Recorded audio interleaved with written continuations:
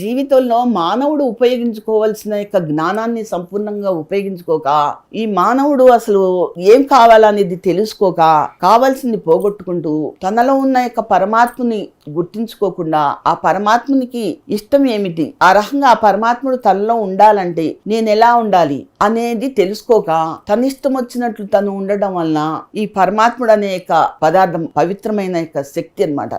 అది ఒక పవర్. ఆ పవర్ అనేది తనలో పని చేయకుండా వ్యర్థపరచుకోవటం జరుగుతుంది.